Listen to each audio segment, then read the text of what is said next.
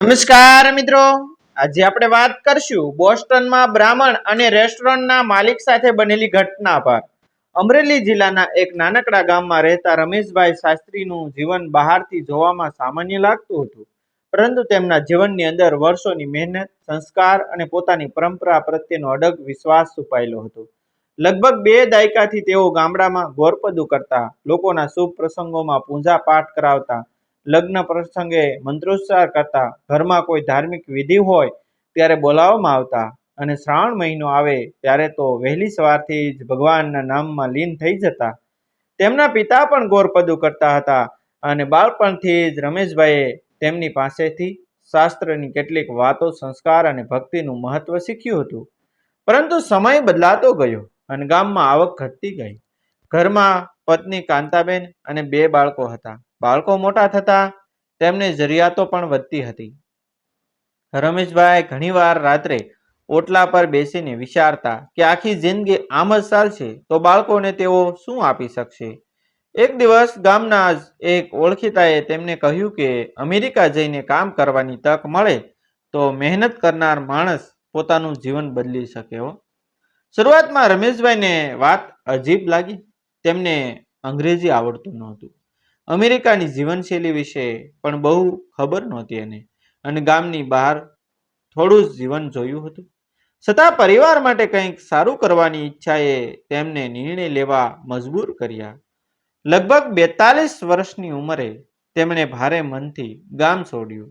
વિમાનમાં બેસતા પહેલા તેમણે પોતાના ગામના મંદિરના પગથિયા પર માથું ટેકાવ્યું અને મનમાં એટલું જ કહ્યું કે હે ભગવાન, હું તને છોડીને નથી જતો. હું મારા પરિવાર માટે દૂર જઈ રહ્યો છું. થોડા સમય પછી તેઓ બોસ્ટન પહોંચ્યા. બોસ્ટનની ઠંડી હવા, અજાણી ભાષા, અજાણ્યા લોકો અને જીવન જીવવાની નવી રીત તેમની સામે ઊભી હતી. શરૂઆતના દિવસોમાં તેમને ઘણી મુશ્કેલીઓ આવી. ગામમાં જ્યાં લોકો તેમને રમેશભાઈ કહીને માન આપતા હતા, ત્યાં અહીં તેઓ માત્ર એક સામાન્ય કામદાર હતા. એક ભારતીય ભોજનાલયમાં તેમને રસોડામાં કામ મળ્યું. કામ સવારથી રાત સુધીનું હતું. શાકભાજી કાપવી, રસોઈની તૈયારી કરવી, વાસણો ગોઠવવા, રસોડું સાફ કરવું, માલ સામાન ગોઠવવો અને જરૂર પડે ત્યારે રસોઈમાં મદદ કરવી.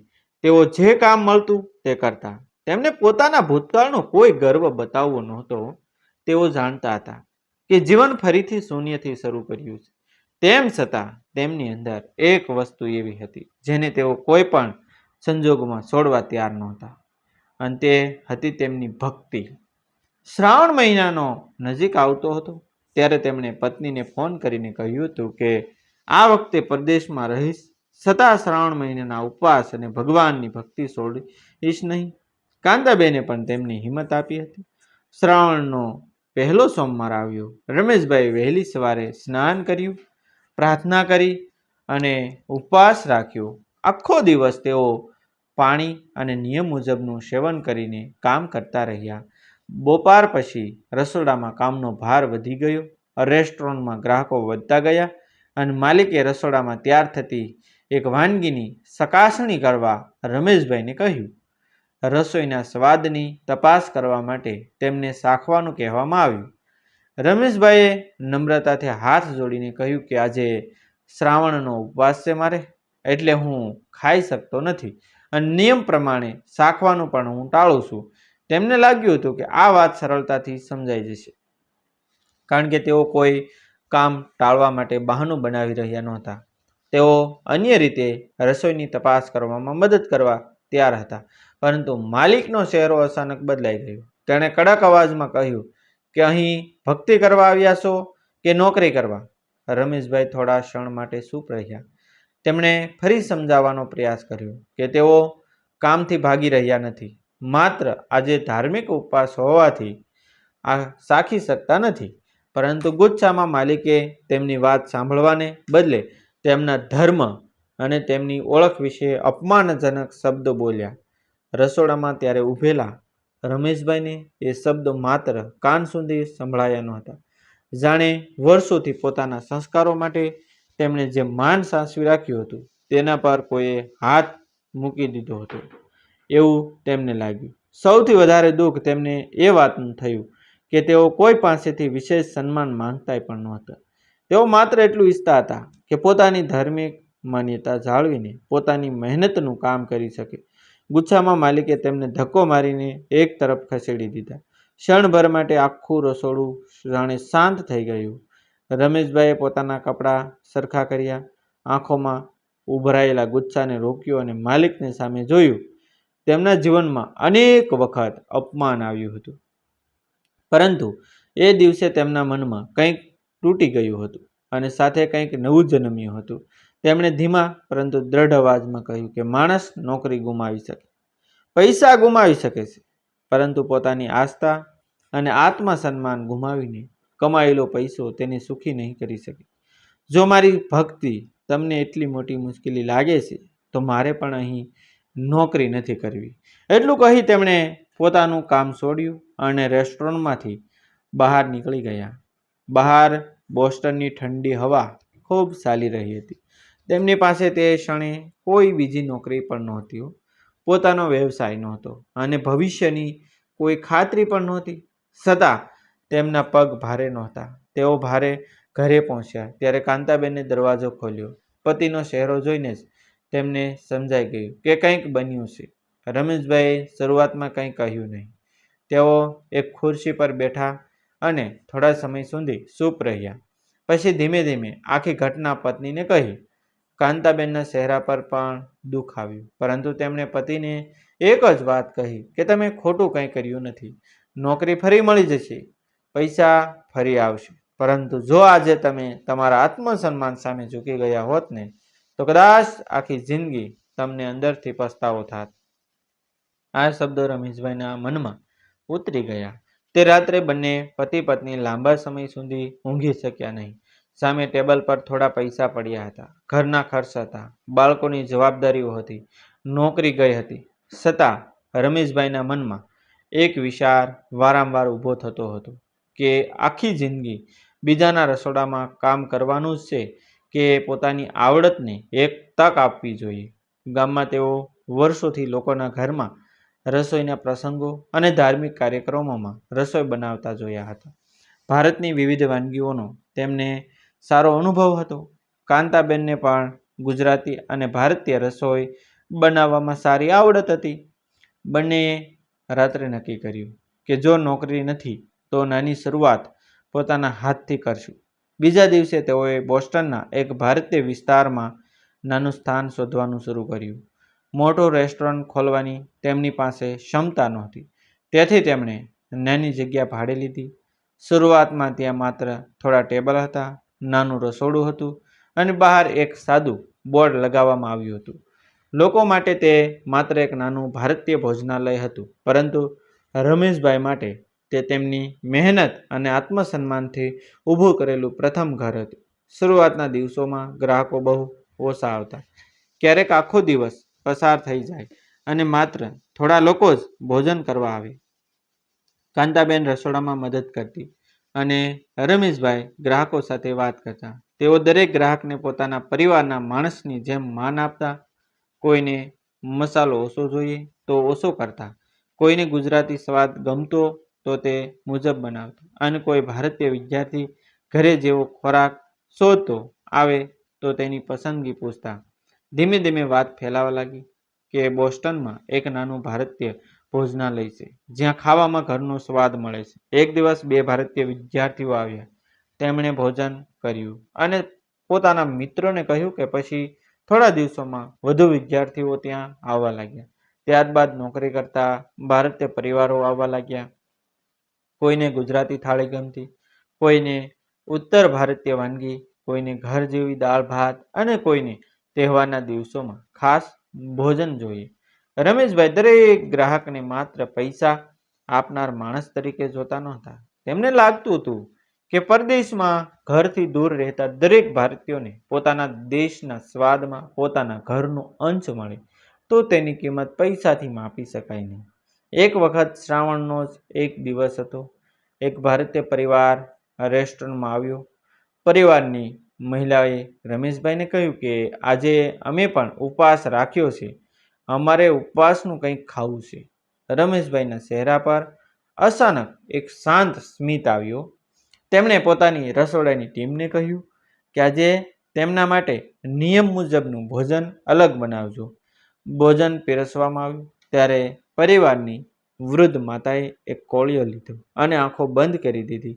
તેમણે કહ્યું કે દીકરા, પ્રદેશમાં આવીને આજે પહેલીવાર મને મારા ઘરની યાદ ઓછી આવી. આ એક વાક્ય રમેશભાઈ માટે કોઈ પણ મોટી કમાણી કરતાં વધારે કિંમતી હતું. ત્યારથી શ્રાવણના દિવસોમાં તેમનું ભોજનાલય ખાસ ઓળખવા લાગ્યું. તેઓ પોતાની માન્યતા કોઈના પર લાદતા નહોતા અને કોઈ ગ્રાહકની માન્યતાનો પણ તે અપમાન કરતા નહોતા. તેમનો સિદ્ધાંત સરળ હતો કે તમે જે માનો છો તે પ્રેમથી માનો અને બીજાને જે માનવું છે તેનું સન્માન કરો. આ જ વિચારથી તેઓ તેમનો વ્યવસાય ધીમે ધીમે વધતો ગયો. થોડા વર્ષોમાં નાની દુકાનમાંથી મોટું ભોજનાલય બન્યું. સ્ટાફ વધ્યો, ગ્રાહકો વધ્યા. બોસ્ટનમાં રહેતા ભારતીયો ઉપરાંત અન્ય લોકો પણ ભારતીય ભોજનનો સ્વાદ લેવા આવવા લાગ્યા. રમેશભાઈ હવે માત્ર રસોડામાં કામ કરનાર માણસ નહોતા, તેઓ પોતાના વ્યવસાયના માલિક બની ગયા હતા. પરંતુ તેમણે ક્યારેય પોતાના જૂના દિવસોને ભૂલ્યા નહીં. તેઓ હજુ પણ સવારની પ્રાર્થના કરતા, કામ શરૂ કરતા પહેલા ભગવાનને યાદ કરતા. તેમના રેસ્ટોરન્ટમાં કોઈ ધર્મના માણસ માટે અલગ વર્તન નહોતું, દરેકને સન્માન મળતું. એક દિવસ જૂના રેસ્ટોરન્ટનો માલિક એક ભારતીય મિત્ર પાસેથી સાંભળે છે કે બોસ્ટનમાં રમેશ નામનો એક માણસ પોતાના ભારતીય ભોજનાલય ચલાવે છે અને ખૂબ સારું કામ કરી રહ્યો છે. શરૂઆતમાં તેને વિશ્વાસ ન આવ્યો.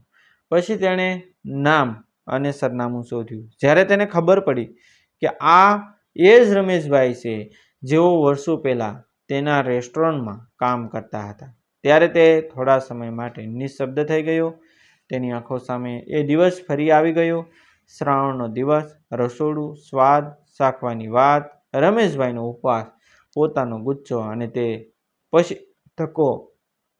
તેને પહેલીવાર સમજાયું કે તે દિવસે તેણે એક કામદારને નહીં પરંતુ એક માણસના આત્મસન્માનને ઠેસ પહોંચાડી હતી. તેણે કદાચ વિચાર્યું હતું કે નોકરી છોડીને ગયેલો માણસ થોડા દિવસોમાં પાછો નોકરી માંગવા આવશે, પરંતુ રમેશભાઈ પાછા આવ્યા નહોતા. તેમણે ફરિયાદો કરતા બેસી રહેવાને બદલે પોતાની આવડતને રસ્તો બનાવ્યો હતો. વર્ષો પછી એક દિવસ બંનેનો સામનો થયો. જૂનો માલિક રમેશભાઈના રેસ્ટોરન્ટમાં આવ્યો. રમેશભાઈએ તેને ઓળખી લીધો. થોડા ક્ષણો સુધી બંને એકબીજાની સામે જોઈ રહ્યા હતા. માલિકના ચહેરા પર પહેલા જેવો ગુસ્સો નહોતો. તેણે ધીમા અવાજે કહ્યું કે રમેશ, મને એ દિવસ યાદ છે. મેં તારી સાથે જે રીતે વાત કરી હતી તે ખોટું હતું. કદાચ ત્યારે મને લાગ્યું હતું કે હું માલિક છું એટલે હું જે કહું તે જ સાચું. પરંતુ આજે સમજાય છે કે માણસની નોકરી પર તેનો અધિકાર હોઈ શકે, તેની ભક્તિ પર નહીં. રમેશભાઈ થોડા સમય સુધી ચૂપ રહ્યા. તેમના મનમાં વર્ષો જૂની પીડા હતી, પરંતુ સામે ઊભેલા માણસને અપમાનિત કરવાની તેમને જરૂર લાગી નહીં. તેમણે માત્ર એટલું કહ્યું કે સાહેબ, એ દિવસ મારા જીવન માટે દુઃખદ હતો, પરંતુ કદાચ એ જ દિવસ મારા માટે વળાંક પણ બની ગયો. જો એ દિવસે તમે મને અપમાનિત ન કર્યો હોત તો કદાચ હું આજે પણ તમારી પાસે નોકરી કરતો હોત. તમે જે કર્યું તે યોગ્ય નહોતું, પરંતુ મેં આ ઘટનાને મારા જીવનની હારમાં બનાવી દીધી હતી. એ જ મારી જીત છે. જૂના માલિકની આંખો ભીની થઈ ગઈ. તેણે કહ્યું કે તું મને એક વાત શીખવી ગયો. કોઈ માણસને નાનો સમજવો તા પહેલાં વિચારવું જોઈએ કે કદાચ એ માણસની અંદર એવી શક્તિ હશે જે આપણને હજી દેખાતી નથી. રમેશભાઈએ સ્મિત કરીને જવાબ આપ્યો કે દરેક માણસમાં શક્તિ હોય છે. ફરક એટલો છે કે કોઈને તક મળે અને કોઈને તક શોધવી પડે છે. તે દિવસ પછી બંને વચ્ચે કોઈ દુશ્મનાટ રહી નહીં. રમેશભાઈએ જૂની ઘટનાને ભૂલી જવાની કોશિશ કરી, પરંતુ તેનો પાઠ ક્યારેય ભૂલાયો નહીં. તેમના રેસ્ટોરન્ટમાં આજે પણ કોઈ કર્મચારીની ધાર્મિક માન્યતા કે વ્યક્તિગત આસ્થાને લઈને કોઈ મજાક ન થાય તેનું તેઓ ખાસ ધ્યાન રાખતા. તેઓ પોતાના સ્ટાફને કહેતા કે માણસને કામથી ઓળખો, તેની માન્યતાથી નહીં. કારણ કે રસોડામાં કામ કરનાર હાથ ભલે જુદા હોય, પરંતુ મહેનતનો પરસેવો દરેકનો એક સરખો હોય છે. વર્ષો બાદ જ્યારે તેમના બાળકો મોટા થયા ત્યારે તેમણે પિતાને પૂછ્યું કે તમે એ દિવસે નોકરી કેમ છોડી દીધી હતી. રમેશભાઈએ હળવા સ્મિત સાથે કહ્યું કે દીકરા, નોકરી છોડવાનો નિર્ણય મેં ગુસ્સામાં લીધો હતો, પરંતુ જીવન બનાવવાનો નિર્ણય મેં સમજદારીથી લીધો છે. ગુસ્સો માણસને એક ક્ષણમાં નિર્ણય કરાવે, પરંતુ મહેનત એ નિર્ણયને સાચો કે ખોટો સાબિત કરે છે. તેમણે બાળકોને વધુ એક વાત કહી કે પોતાની ભક્તિ માટે બીજાને ક્યારેય નાનો ન સમજવો, અને પોતાની ભક્તિ માટે કોઈ તમને નાનો સમજે તો પણ નફરતથી જવાબ ન આપો. તમારું કામ એટલું સારું કરો કે સમય પોતે એનો જવાબ આપ્યો. બોસ્ટનની ઠંડી રાતોમાં ક્યારેક રમેશભાઈ પોતાના રેસ્ટોરન્ટની બારી પાસે ઊભા રહીને બહારના રસ્તા તરફ જોતા અને તેમને અમરેલીનું પોતાનું ગામ યાદ આવતું. એ જ માણસ જેણે એક દિવસ પોતાના ગામમાં ચાલતા સમયે વિચાર્યું હતું કે પરદેશમાં જઈને પરિવાર માટે કંઈક કરીશ. હવે પરદેશમાં પોતાનું નામ બનાવી ચૂક્યો હતો, પરંતુ તેમના માટે સૌથી મોટી સફળતા રેસ્ટોરન્ટનું મોટું થવું નહોતું. સૌથી મોટી સફળતા એ હતી કે એક સમયે જેને લાગતું હતું કે જીવનમાં હવે બીજાની નોકરી સિવાય રસ્તો નથી, એ માણસે પોતાની આવડત પર વિશ્વાસ કર્યો અને નાનકડા રસોડાથી શરૂઆત કરીને પોતાનું સ્થાન બનાવ્યું. શ્રાવણનો મહિનો ફરી આવ્યો. સવારના સમયે રમેશભાઈએ પ્રાર્થના કરી અને ભગવાન સામે માથું નમાવ્યું. તેમને વર્ષો પહેલાંનો એ દિવસ યાદ આવ્યો. જો એ દિવસે અપમાન ન થયું હોત તો કદાચ તેમની જિંદગીનો રસ્તો અલગ હોત. તેમણે આંખો બંધ કરીને મનમાં કહ્યું કે ભગવાન, મેં તે દિવસે તને છોડ્યો નહોતો અને આજે પણ તને છોડ્યો નથી. ફરક માત્ર એટલો છે કે ત્યારે હું બીજાના રસોડામાં તારી ભક્તિ જાળવતો કામદાર હતો અને આજે મારી મહેનતથી ઊભા કરેલા રસોડામાં તારા નામથી દિવસ શરૂ કરું છું. તેમની આંખોમાં પાણી આવી ગયું, પરંતુ એ આંસુ દુઃખના નહોતા. એ આંસુ એક એવા માણસના હતા જેણે અપમાનને બદલો બનાવ્યો નહોતો, પણ પોતાની પ્રગતિનું કારણ બનાવ્યું હતું. આ કથાનો સાર કદાચ એટલો જ છે કે માણસને તોડી નાખવા માટે અપમાન પૂરતું નથી. જો તેની અંદર આત્મસન્માન, આત્મવિશ્વાસ જીવતો હોય. ક્યારેક જીવન આપણને એવી જગ્યાએથી બહાર કાઢે છે જ્યાંથી આપણને લાગે છે કે હવે બધું સમાપ્ત થઈ ગયું, પરંતુ એ જ બહાર નીકળવાનો રસ્તો આપણને એવી જગ્યાએ લઈ જાય છે જ્યાં આપણે પહેલીવાર પોતાની સાચી કિંમત ઓળખીએ છીએ. રમેશભાઈ માટે શ્રાવણનો એ ઉપવાસ માત્ર એક ધાર્મિક નિયમ નહોતો, એ દિવસ તેમની જિંદગીનો વળાંક બની ગયો હતો. તેમણે કોઈની સામે પોતાનો સાચો સાબિત કરવા માટે વર્ષો સુધી ભાષણો આપ્યા નહીં, કોઈનો બદલો લેવા માટે સમય બગાડ્યો નહીં, અને જૂની ઘટનાને લઈને પોતાની જિંદગી અટકાવી નહીં. તેમણે માત્ર કામ કર્યું, પોતાના હાથ પર વિશ્વાસ કર્યો અને સમયને બોલવા દીધો નહીં. વર્ષો પછી જ્યારે તેમની સફળતા સામે ઊભી રહી ત્યારે જવાબ કોઈ શબ્દમાં નહોતો, કોઈ ઝઘડામાં નહોતો અને કોઈ ફરિયાદમાં નહોતો. જવાબ તેમના રેસ્ટોરન્ટના દરવાજા પર આવતા દરેક ગ્રાહકમાં હતો, રસોડામાં મહેનત કરતા દરેક કર્મચારીમાં હતો, અને સૌથી વધારે તો તેમના પોતાના ચહેરા પર દેખાતી શાંતિમાં હતો. દરેક કારણ કે અંતે માણસને મોટો તેનો પદ નહીં બનાવતું, પૈસા નથી બનાવતા, અને બીજાને હરાવવાથી પણ માણસ મોટો થતો નથી. માણસ ત્યારે મોટો બને છે જ્યારે અપમાનની ક્ષણે પણ પોતાનો સંસ્કાર છોડતો નથી, મુશ્કેલીની ક્ષણે પોતાની આવડત પર વિશ્વાસ રાખે છે, અને તક ન મળે ત્યારે પોતાની મહેનતથી તક ઊભી કરે છે. રમેશભાઈએ પણ એ જ કર્યું હતું. શ્રાવણના એક ઉપવાસને લઈને શરૂ થયેલી નોકરીની ઘટના વર્ષો પછી તેમના જીવનની સૌથી મોટી શીખ બની ગઈ, અને બોસ્ટનની ધરતી પર ઊભું થયેલું તેમનું નાનું ભારતીય રેસ્ટોરન્ટ તેમની એ શીખનું જીવંત ઉદાહરણ બની ગયું કે માણસને રોકવા માટે એક દરવાજો બંધ થઈ શકે, પરંતુ જો હિંમત જીવતી હોય તો મહેનત પોતે નવો દરવાજો ખોલી આપે છે. ડિસ્ક્લેમર: આ વાર્તા સંપૂર્ણપણે કાલ્પનિક અને મનોરંજન તથા પ્રેરણાના હેતુથી રચવામાં આવી છે. તેમાં દર્શાવેલા પાત્રો, સ્થળો, વ્યવસાયો અને ઘટનાઓ કોઈ વાસ્તવિક વ્યક્તિ કે વાસ્તવિક ઘટનાનો દાવો કરતા નથી. કોઈ પણ વ્યક્તિ, ધર્મ, સમાજ કે દેશની લાગણી દુભાય તેવો હેતુ નથી. થેન્ક યુ મિત્રો. મળશું આપણે એક નવા વિડીયો સાથે, એક નવી સ્ટોરી સાથે. ત્યાં સુધી આભાર.